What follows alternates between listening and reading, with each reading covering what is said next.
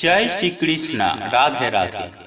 নমস্কার বন্ধুরা, সত্যানুসরণ চ্যানেলে আপনাদের সকলকে জানাই স্বাগত।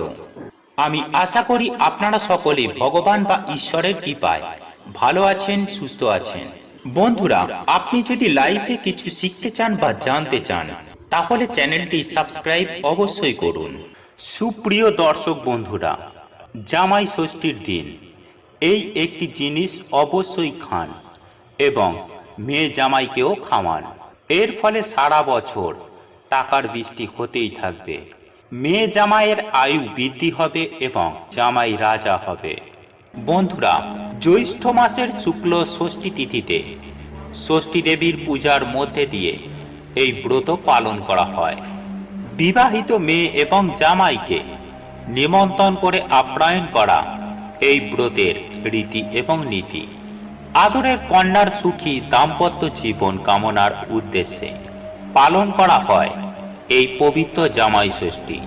মহিলারা তাদের জামাইয়ের কপালে মা ষষ্ঠীর ফোঁটা এবং হাতে হলুদ মাখানো বা হলুদ সুতো বেঁধে মেয়ে জামাইয়ের কল্যাণ কামনা করেন। এই ব্রত পালনের মধ্য দিয়ে হিন্দু সংস্কার এবং সামাজিকতা উভয়ই পালন করা হয়। এদিকে যেমন মা ষষ্ঠীর পূজা দিয়ে সন্তানের সুখ কামনা করেন, অন্যদিকে জামাইকে আদর আপ্যায়ন এবং উপহারের মাধ্যমে মেয়ের শ্বশুর বাড়িতে তার গুরুত্ব বৃদ্ধি করা হয়। স্বামী ও বাপের বাড়ির সর্বনাশ না চাইলে মহিলারা বাবার বাড়ি থেকে ভুলেও আনবেন না এই কয়েকটি জিনিস। সুপ্রিয় দর্শক বন্ধুরা, হিন্দু সনাতন ধর্মে এমন বিশেষ কিছু কিছু জিনিস রয়েছে যেগুলি কখনোই কোনো পরিস্থিতিতে মহিলাদের তার বাবার বাড়ি থেকে শ্বশুর বাড়িতে নিয়ে আসা উচিত নয়, নতুবা সংসারে ঝুট ঝামেলার সৃষ্টি হবে। দুই পরিবারের মধ্যে বা স্বামী স্ত্রীর মধ্যে সম্পর্কের অবনতি হবে। এছাড়াও বাবার বাড়ি এবং শ্বশুর বাড়ির অর্থনৈতিক দিক থেকেও নানান রকম সমস্যার সৃষ্টি হবে। এরই পাশাপাশি আপনাদের দাম্পত্য জীবন অত্যন্ত খারাপ হয়ে যাবে। সঙ্গে স্বামীর আয়ু পর্যন্ত দিন প্রতিদিন কমতে শুরু করবে।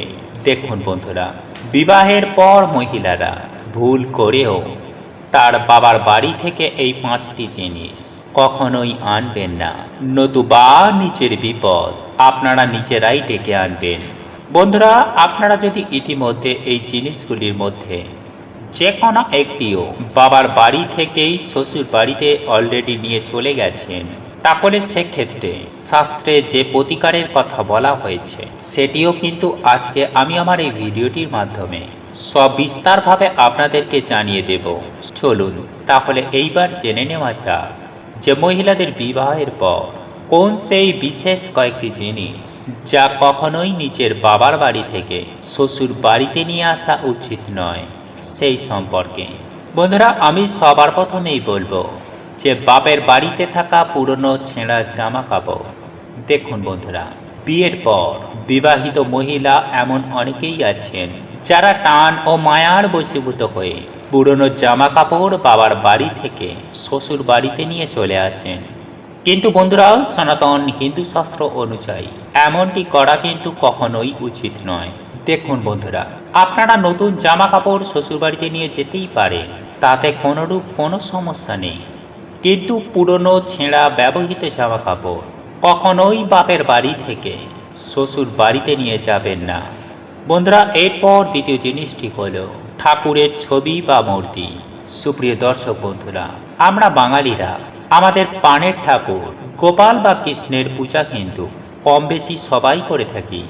আর সেক্ষেত্রে আপনারা যদি আপনার বাবার বাড়িতে গোপাল ঠাকুরের পূজা করেন বা মা লক্ষ্মীর পূজা করেন এবং বিবাহ হয়ে যাবার পর সেই গোপালের মূর্তি বা অন্যান্য দেবদেবীর ছবি বা মূর্তি যদি আপনারা আপনাদের বাবার ঘর থেকে নিয়ে আসেন, তাহলে সেক্ষেত্রে আপনাদের জীবনে চরম ভয়ঙ্কর দোষ লাগতে পারে।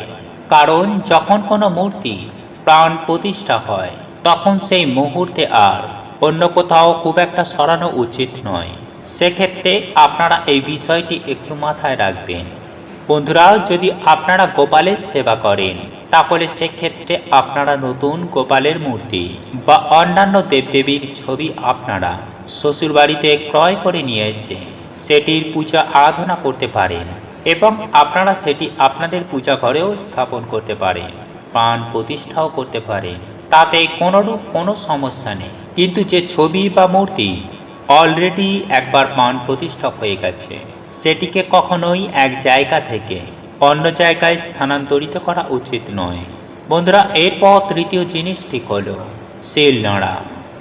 হ্যাঁ বন্ধুরা, এই মশলা বাটা শিল নোড়া কখনোই কোনো অবস্থাতে কোনো পরিস্থিতিতে মেয়ের বাড়ি থেকে শ্বশুর বাড়িতে নিয়ে আসা উচিত নয়। দেখুন বন্ধুরা, আপনারা যদি এই শিল নোড়া কিনতে চান তাহলে আপনারা নিজেরাই কিনুন, কিন্তু পুরানো কোনো শিল নোড়া যেটা আপনারা আপনার বাবার বাড়িতে হয়তো পড়ে রয়েছে সেই রূপ কোনো শিল নোড়া কখনোই নিজের শ্বশুর বাড়িতে ব্যবহার করার জন্য নিয়ে আসবেন না, নতুবা নিজের সংসারে অশান্তির কারণ কিন্তু আপনারা নিজেরাই হয়ে উঠবেন। সুতরাং ভুল করেও এই বস্তুটি বাবার বাড়ি থেকে শ্বশুর বাড়িতে নিয়ে আসবেন না, এতেই সবার জন্য মঙ্গল হবে। বন্ধুরা, চতুর্থ যে বস্তুটির কথা বলবো তা হলো কুলো। হ্যাঁ বন্ধুরা, এই কুলো কখনোই বিবাহিত মহিলাদের আনা উচিত নয় তার বাবার বাড়ি থেকে শ্বশুর বাড়িতে নিয়ে আসা। কারণ শাস্ত্রমতে আপনার শ্বশুর বাড়িতে কোনো রকম সমস্যা না হলেও আপনার বাবার বাড়িতে অর্থের হানি হতে পারে। সুতরাং বিবাহিত মহিলারা ভুল করেও বাবার বাড়ি থেকেই শ্বশুর বাড়িতে এই কুলো নিয়ে আসবেন না। বন্ধুরা, এরপর পঞ্চম বস্তুটি হলো চাকু, কাঁচি বা ধারালো কোনো বস্তু। দেখুন বন্ধুরা, আপনারা ভুল করেও আপনাদের বাবার বাড়ি থেকে এই সব ধারালো জিনিসপত্র যেমন ধরুন কাঠারি, কুড়ুল, কোদাল কোনো না কোনো প্রয়োজনে মেয়েরা তার বাবার বাড়ি থেকে যদি শ্বশুর বাড়িতে নিয়ে আসেন বা বাবার বাড়ির লোক যদি শ্বশুর বাড়িতে এই বস্তুগুলিকে দিয়ে আসেন তাহলে সেক্ষেত্রে এটি অত্যন্ত অমঙ্গল বলে বিবেচিত।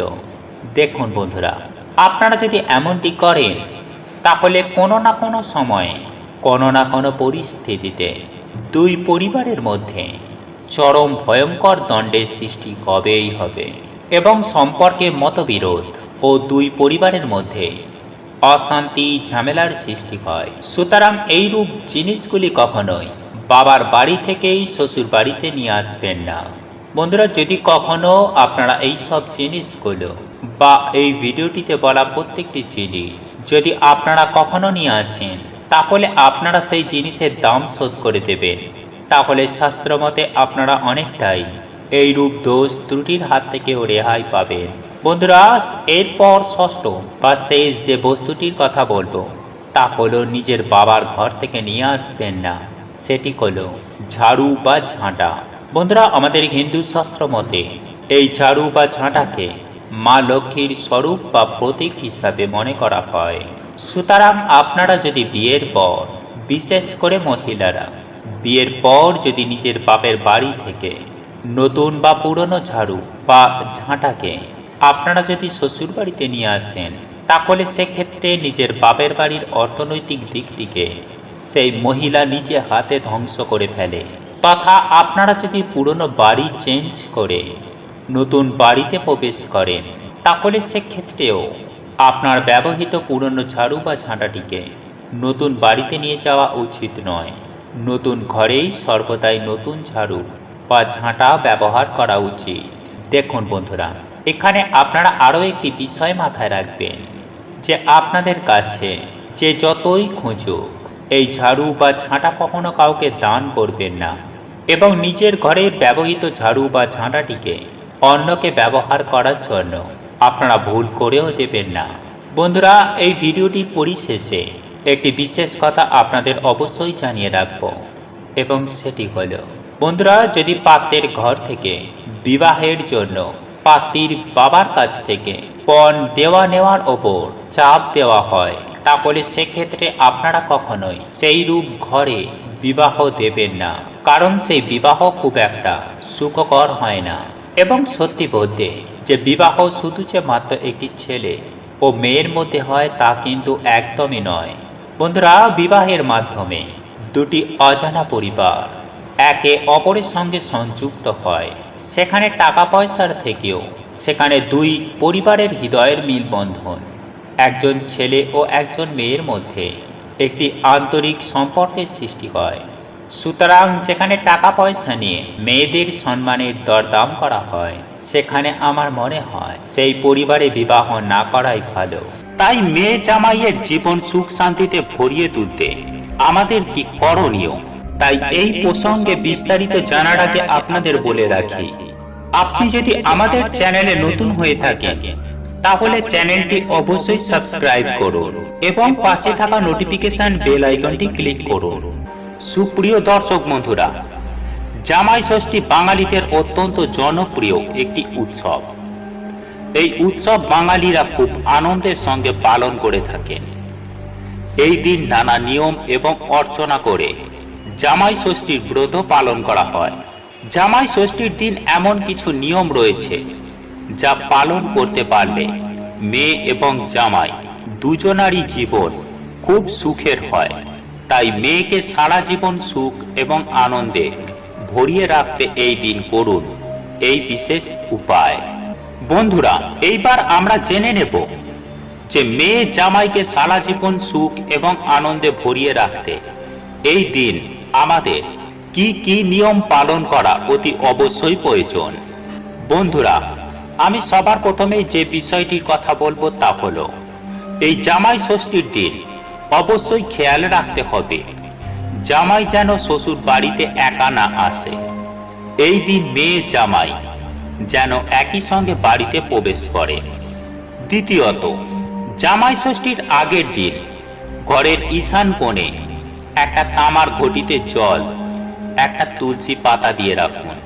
পরের দিন অর্থাৎ জামাই ষষ্ঠীর দিন যখন জামাই বাড়িতে আসবেন, তখন ঈশান কোণে রাখা জল মেয়ে জামাইয়ের ওপর ছিটিয়ে দিন। এই প্রক্রিয়াটি গঙ্গা জল দিয়ে করলে খুবই শুভ ফল পাওয়া যায়। যাই হোক, এরপর তৃতীয় যে বিষয়টির কথা বলবো তা হলো, এই জামাই ষষ্ঠীর দিন একটি সাদা সুতো 5 বা 7 পাক করে নিয়ে তাতে হলুদ মাখিয়ে মা ষষ্ঠীর কাছে পুজো করিয়ে জামাইয়ের হাতে বেঁধে দিন।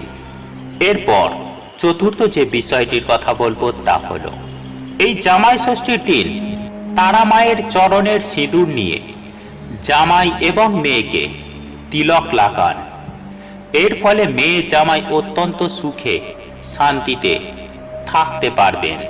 এরপর পঞ্চম যে বিষয়টির কথা বলবো তা হলো, এই জামাই ষষ্ঠীর দিন যখন জামাইকে বরণ করা হয় এবং মিষ্টি খাওয়ানো হয়, তখন সাধারণ জল না দিয়ে গ্লাসে ডাবের জল দিন। তবে অবশ্যই একটি বিষয় খেয়াল রাখতে হবে যে গ্লাসটা যেন কাঁচের গ্লাস হয়। এর ফলে মা লক্ষ্মী সন্তুষ্ট থাকার সঙ্গে সঙ্গে জামাইয়ের জীবন ভরে উঠবে পজিটিভ এনার্জিতে এবং মেয়ে জামাই সুখ শান্তি সমৃদ্ধিময় এবং আনন্দময় জীবন যাপন করতে পারবে। এরপর ষষ্ঠম যে বিষয়টির কথা বলবো তা হলো, এই জামাই ষষ্ঠীর দিন জামাইকে উপহার দেওয়ার ক্ষেত্রেও আপনাদের খেয়াল রাখতে হবে। এই দিন জামাইকে কোনো হলুদ রঙের কোনো জিনিস উপহার দিন। এর ফলে মেয়ে জামাইয়ের কিছুটা হলেও রাহুর দশা কেটে যাবে। এবং সর্বশেষ আমি যে বিষয়টির কথা বলবো সেটি অত্যন্তই গুরুত্বপূর্ণ এবং খুবই কার্যকরী একটি উপায়, আর তা হলো, এই পবিত্র জামাই ষষ্ঠীর দিন জামাইকে বরণ করার নিয়ম শেষ হওয়ার পর জামাইয়ের হাতে দিন একটি নীল অপরাজিতা ফুল। এর ফলে মেয়ে জামাইয়ের জীবন সুখ শান্তি সমৃদ্ধি ভরপুর থাকবে। সুপ্রিয় দর্শক বন্ধুরা, আপনারা জামাইয়ের পাতে যাই খাবার রাখুন না কেন, সেই সঙ্গে এই একটি খাবার অতি অবশ্যই রাখবেন, আর তা হলো মিষ্টি বা মিষ্টি জাতীয় খাবার খাওয়া মাস্ট। তবে সব থেকে ভালো হয় যদি আপনি সকালবেলা টিফিন বা নাস্তা খাওয়ার সময় আপনি একটি মিষ্টি যদি মুখে নিতে পারেন। তবে অনেকের ক্ষেত্রেই সকালবেলা মিষ্টি খেলে গা বমি বমি ভাব থাকে, তাই সেক্ষেত্রে একটু বেলার দিকে আপনারা মিষ্টি খান এবং সেই সঙ্গে আপনারা দুপুরে যখন অন্ন গ্রহণ করবেন সেই সময় পাতে রাখুন সামান্য একটুখানি হলেও গাওয়া ঘি। হ্যাঁ বন্ধুরা, আপনি ঠিকই শুনেছেন। আপনি যদি এই জামাই ষষ্ঠীর দিন মিষ্টি এবং গাওয়া ঘি খেতে পারেন তাহলে সেটা শাস্ত্র মতে খুবই শুভ বলে মনে করা হয়। এর ফলে আপনার মেয়ে জামাইয়ের আয়ু বৃদ্ধি হবে এবং সেই সঙ্গে জীবনে নানান দিক থেকে আর্থিক সচ্ছলতা আসবে। শুধু মেয়ে জামাই না, পারলে আপনারা নিজেরাও খান, আপনাদের জীবনেও আর্থিক সচ্ছলতা আসবে এবং আয়ু বৃদ্ধি হবে। তুলসী মহারানীকে যদি এই একটি জিনিস নিবেদন করেন তাহলে আপনাদের সমস্ত মনস্কামনা মনোবাসনা পূর্ণ হবে। এমনকি শুধু তাই নয়, তুলসী মহারানী যদি প্রসন্ন হন তাহলে সেই ব্যক্তির জীবনে কখনো ধনের অভাব হয় না। বন্ধুরা, আমরা আগের অনেক ভিডিওর মাধ্যমে জেনেছি যে তুলসী মহারানীকে প্রসন্ন করতে পারলেই সেই সংসারে কখনো ধনের অভাব হয় না, এমনকি রোগ ব্যাধিও থাকে না। দেখুন বন্ধুরা, আমাদের প্রত্যেকের সংসারে কোনো না কোনো দৈবিকভাবে কোনো অশুভ দৃষ্টি রয়েছে, যে কারণে আমাদের সংসারে ঝগড়াঝাটি, অশান্তি, কলহ, দ্বন্দ্ব এগুলো লেগেই থাকে। কিন্তু আপনি যদি নিয়মিত তুলসী মহারানীর আরাধনা করেন তাহলে তুলসী মহারানীর কৃপায় আপনার সংসারে থাকা সেই সমস্ত বাধা বিঘ্ন কেটে যাবে, এমনকি সংসার শান্তিপূর্ণ হয়ে উঠবে। বন্ধুরা, অনেকেই মনোবাসনা বলতে বোঝেন কি যে আমরা যা আশা করব তাই পূর্ণ হবে, তেমনটা কিন্তু নয়।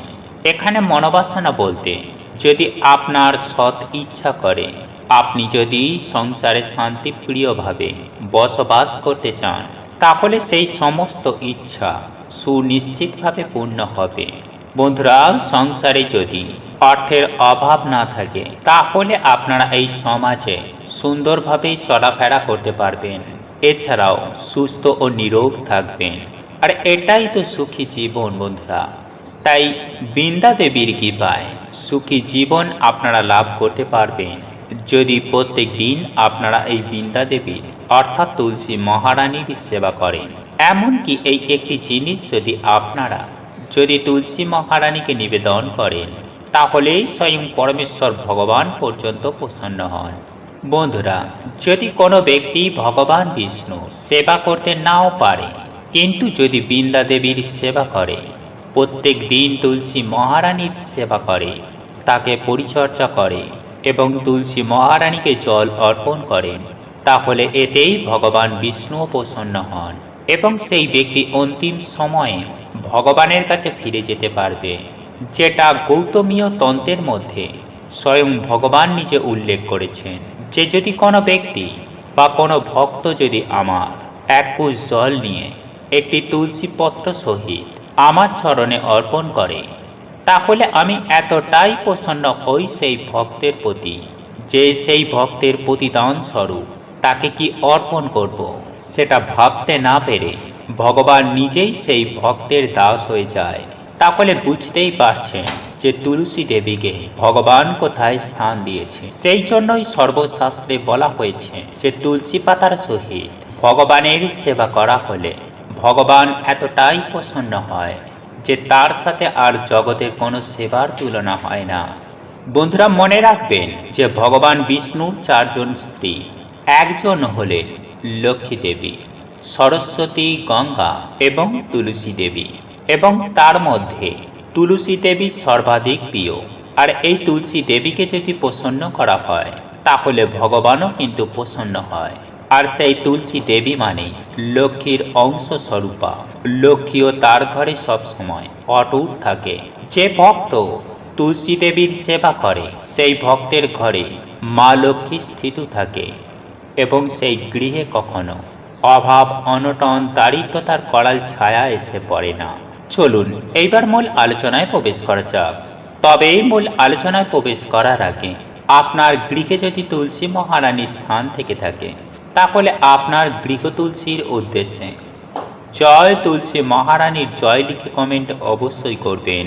বন্ধুরা, আমি সবার প্রথমে আপনাদেরকে জানিয়ে রাখি যে তুলসী মহারানীকে সেবা করার সময় কোন কোন ভুল আমাদের করা উচিত নয়, এবং এর মধ্যে জেনে নেব যে কোন জিনিসটা অর্পণ করা উচিত প্রত্যেক দিন তুলসী দেবীকে, যাতে তুলসী মহারানী খুবই প্রসন্ন হন। বন্ধুরা, সবার প্রথমে বলা হয়েছে যে পদ্ম পাতার জলের মতো পাপে নিমগ্ন থাকে। এটা শাস্ত্রের একটা কথা যে যে ব্যক্তি তুলসী দেবীর সেবা করে তার সমস্ত পাপ পদ্ম পাতায় যেরকম জল স্থিরভাবে থাকতে পারে না, ঠিক সেই রকমই তাকে কোনো পাপ স্পর্শ করতে পারে না। এটা খুবই গুরুত্বপূর্ণ বিষয়। এরপর কেশবপ্রিয়া তুলসী পত্র দিয়ে হরির সেবা করলে যমদূত দূরে পালায়। হ্যাঁ বন্ধুরা, পদ্ম পুরাণে উল্লেখ করা হয়েছে এবং সেখানে যমরাজ নিজে বলেছে, হে যমদূতগণ, যেখানে তুলসী সহিত ভগবান শ্রীকৃষ্ণের বা ভগবান বিষ্ণুর সেবা করা হবে সেই ব্যক্তির কাছে তোমরা যাবে না, তাকে বৈকুণ্ঠে নিয়ে যাওয়া হবে ভগবান বিষ্ণুর দূতগণ। তাই শাস্ত্রের কথা, কেশবপ্রিয়া তুলসী দিয়ে হরির সেবা করলেই যম দূরে পালায়। বন্ধুরা, এরপরের বিষয়টা অত্যন্ত গুরুত্বপূর্ণ যে তুলসী পত্র দিয়ে হরির সেবা করলে যতটা প্রীত হয় ভগবান, তাকে মণিমুক্তা দান করলেও ততটা প্রীত হয় না।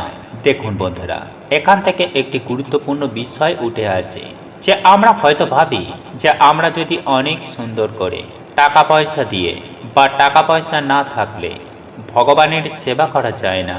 এটা সম্পূর্ণ ভুল ধারণা। বন্ধুরা, ভগবানকে সেবা করার জন্য মণিমুক্তার দরকার নেই, শুধু মনটা হলেই হয়। কারণ তুমি ভগবানকে কতটা দিয়েছ সেটা ভগবান দেখেন না, কারণ ভগবান ভক্তির মধ্যে শক্তি দেখেন।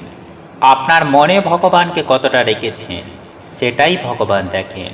আর আপনি যদি আপনার হৃদয়ের অন্তর থেকে তুলসী পত্র সহিত ভগবানকে একটুখানি জলও অর্পণ করেন, তাহলে তাতেই এতটা সন্তুষ্ট হয়ে যাবে যে আপনি মণিমুক্তা দিলেও ভগবান ততটা প্রীত হন না। বন্ধুরা, ভগবান ধনে প্রীত হন না, ভগবান প্রীত হয় মানুষের ভালোবাসায়। বন্ধুরা, এরপর শাস্ত্রে উল্লেখ করা হয়েছে যে তুলসী গাছ বাস্তুর মধ্যে মারা গেলে কি করবেন, আর এটা অত্যন্ত গুরুত্বপূর্ণ বিষয় আমাদের প্রত্যেকের জন্য। বন্ধুরা, যদি গৃহের মধ্যে তুলসী বৃক্ষ মারা যায় তাহলে সেটা বাড়ির জন্য অমঙ্গল, কেননা সেই বাড়িতে তুলসী বৃক্ষ অবহেলিত অবস্থায় রয়েছে। তাই সেই জন্য আপনারা একটু সাবধান থাকবেন, বাড়ির মধ্যে কোনোভাবে যেন তুলসী বৃক্ষ মারা না যায়। যদি এই রকম তুলসী গাছ বারবার মারা যায় তাহলে সুন্দর করে তার পরিচর্যা করবেন, প্রত্যেক দিন জল অর্পণ করবেন, আর এটা খুবই একটা গুরুত্বপূর্ণ বিষয়। আর যদি অনেক সেবা করার পরেও তুলসী বৃক্ষ মারা যায় তাহলে সেক্ষেত্রে আমি একজন বৈষ্ণবের মুখ থেকে শ্রবণ করেছি, তাহলে আপনি কিছু বৈষ্ণবকে ভোজন করাবেন এবং ভগবান নৃসিংহদেবের পূজা করে প্রার্থনা করবেন এবং তুলসী মহারানীর কাছে ক্ষমা প্রার্থনা করবেন। এতে তুলসী মহারানী আপনাকে অবশ্যই ক্ষমা করে দেবেন এবং ধীরে ধীরে তুলসী মহারানীর পরিচর্যা করলে, সেবা করলে আস্তে আস্তে আবার সুন্দর রূপ লাভ করবে। বন্ধুরা, এরপর শাস্ত্রে উল্লেখ করা হয়েছে যে তুলসী মহারানীকে স্পর্শ করলে কি হয়।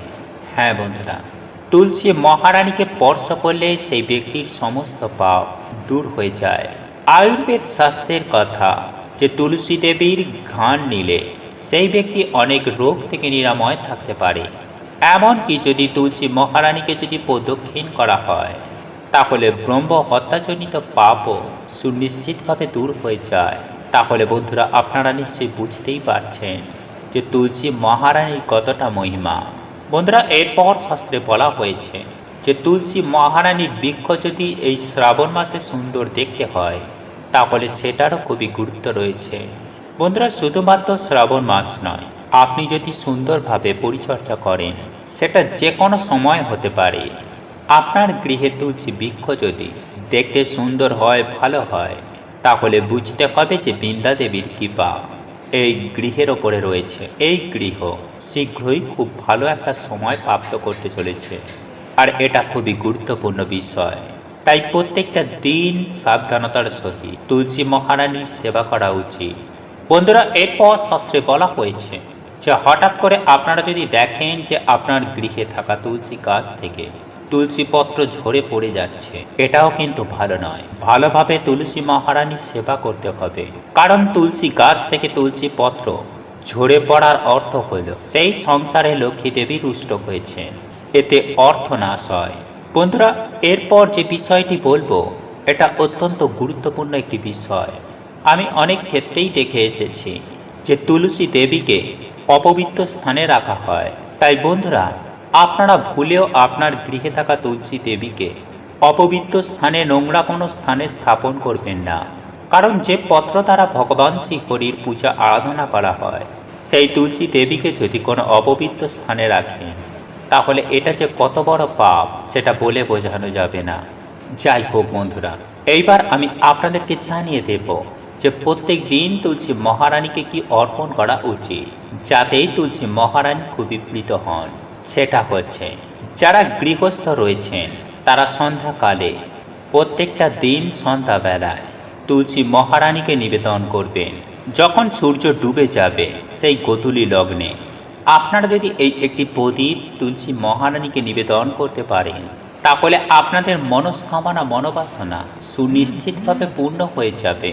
বন্ধুরা, এই রকম প্রত্যেকটা দিন যদি একটি করে প্রদীপ তুলসী তলায় নিবেদন করতে পারেন, এতেই তুলসী মহারানী এতটাই প্রসন্ন হন, সেই সংসার থেকে অভাব অনটন দূর করে দেয়। সেই জন্যই এটা অবশ্যই করবেন। একটি প্রদীপ গোধূলি বেলায় নিবেদন করবেন এবং সর্বশেষে তুলসী মহারানীর বৃক্ষের নিচে থেকে সামান্য মাটি নিয়ে আপনি তিলক কাটবেন। আর এই তিলকের খুবই গুরুত্ব রয়েছে। এক কথায় বলতে গেলে, আপনি যদি এই তুলসী গাছের মাটি তিলক আকারে পরেন বা তিলক কাটেন, বা আপনি যদি আপনার কপালে স্পর্শ করান, তাহলে আপনার ভাগ্য খুলে যাবে। হ্যাঁ বন্ধুরা, আপনার ফাটা কপাল